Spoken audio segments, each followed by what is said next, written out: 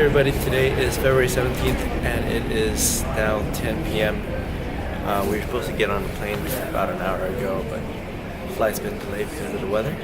So hopefully we'll be able to board pretty soon here and make our way to New York City. First time, so we'll see.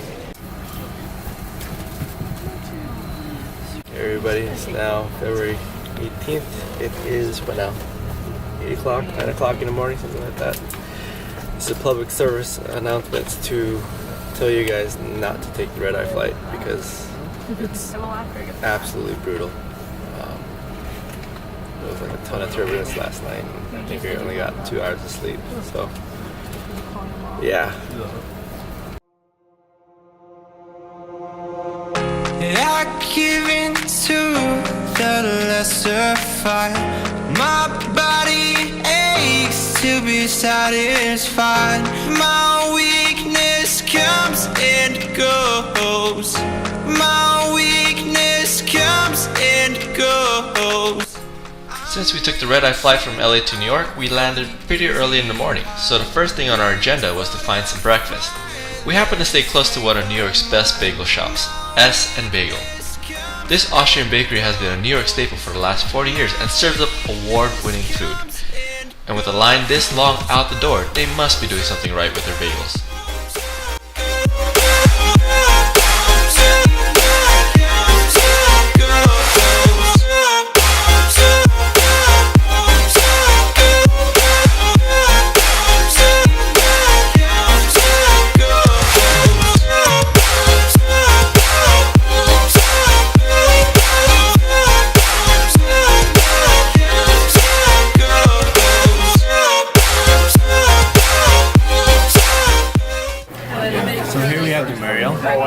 I asked for it on a garlic bagel, and basically what it is a salmon salad layered with a layer of melted cheese and then a layer of tomato.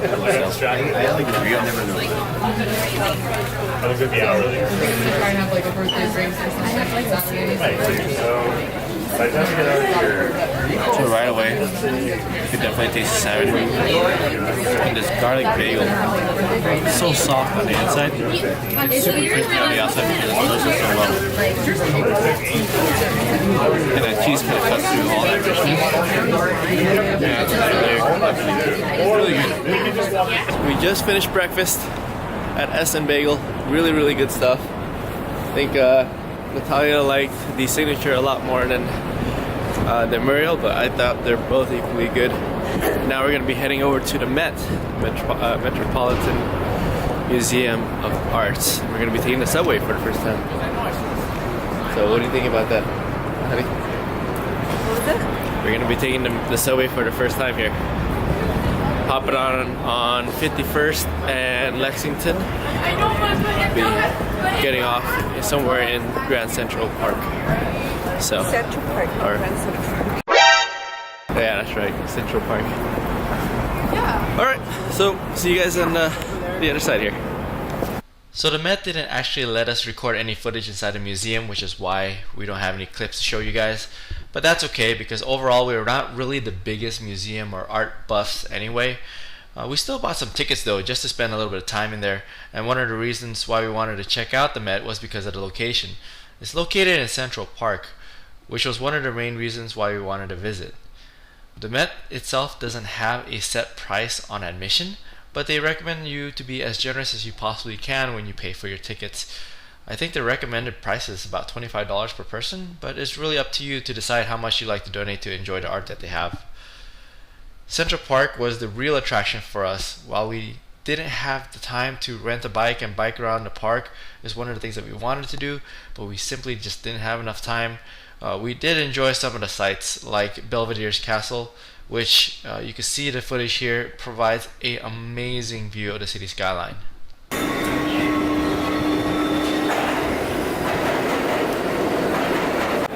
Alright, so we are at Grand Central Station here in New York City, and it is absolutely packed. There's so many people here. And what's interesting is that it's not just a station, but it's almost like a mall with all the shops and everything that you have in the concourse.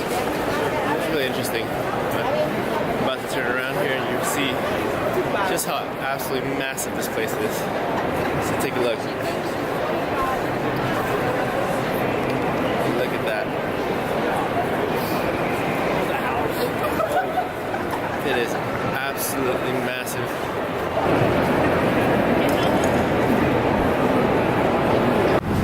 You know who you are. You know who you are. So Natalia and I wanted to grab a pretty quick dinner. We were pretty famished at this point because we've been walking around all day. But we decided to go to Xi'an Famous Foods, which has been featured on Food Network a couple of times. You actually could see a couple of the people from the Food Network posted on their pictures on the wall. It's really neat to see.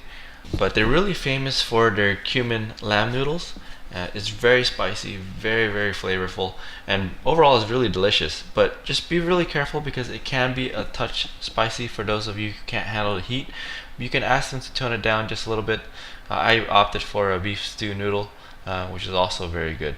I highly recommend this place. Finally made it to Times Square! Woo! It is jam-packed with people. Absolutely jam-packed. It's really warm today too. Like, we're sweating balls. It's like 60 degrees. Yeah, seriously. But man, this is something else. Take a look at this.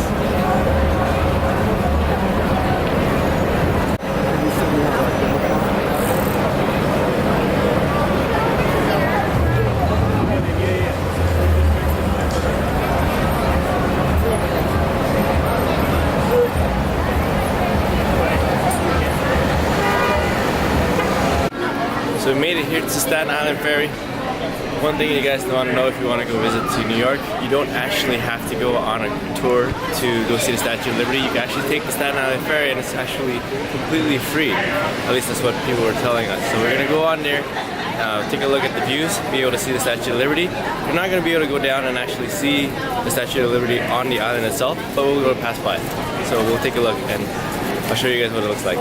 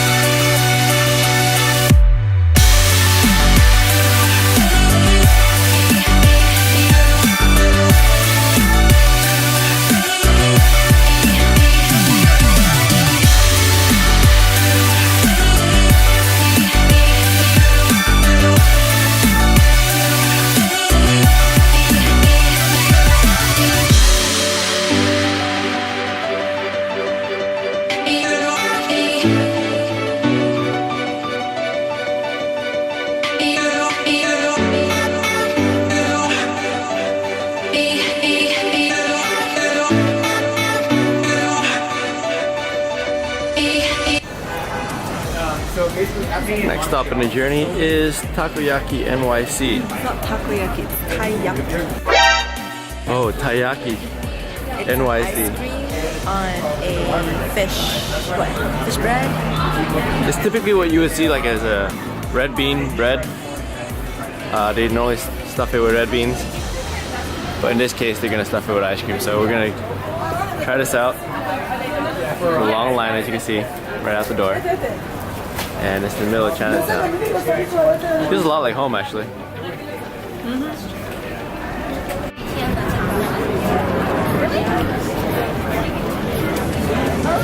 You should just do the street one. Oh, it's limping, it's limping, it's limping, it's limping. For dinner, we decided to go to one of the most popular ramen restaurants in New York, Ippudo. They have 2 different locations in Manhattan, and they've got over 12,000 reviews between the two, with over 4.5 stars in both restaurants. Now, Natalia and I have had some pretty spectacular ramen over the years. We've been spoiled by the multitude of great ramen restaurants in Los Angeles, and we've been to Japan a couple of times as well to find some amazing ramen there. But sadly, we just weren't blown away. I mean, the ramen was just okay and nothing spectacular. The pork buns were cold, and the pork inside the bun seemed pre-made, and they didn't even bother warming it up. The broth was also extremely salty. I don't know if the chefs were just off. They might have been really heavy-handed on the salt that day, but it was just way too salty for my taste. I will say though that it's not all bad. The noodles were cooked to absolute perfection. I love the consistency, the firmness of the noodles. I say that was the shining star of this dish, and it's noteworthy.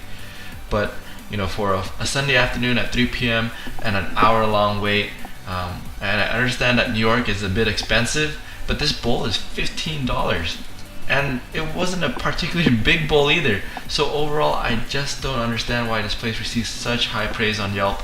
If I'm being completely honest here, this place is probably worthy of something like 3-star tops, and mainly because of the ambience and the decor of the restaurant, but definitely not one of the things that ramen restaurants should be known for, which is the ramen.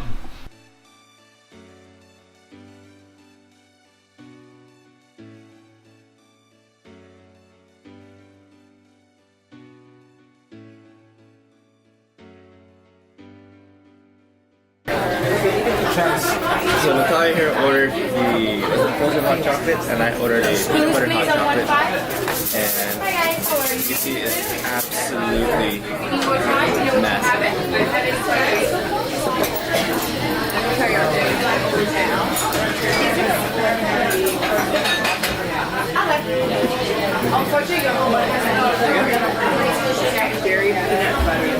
Yeah, it tastes like a Reese's peanut butter cup. It's great.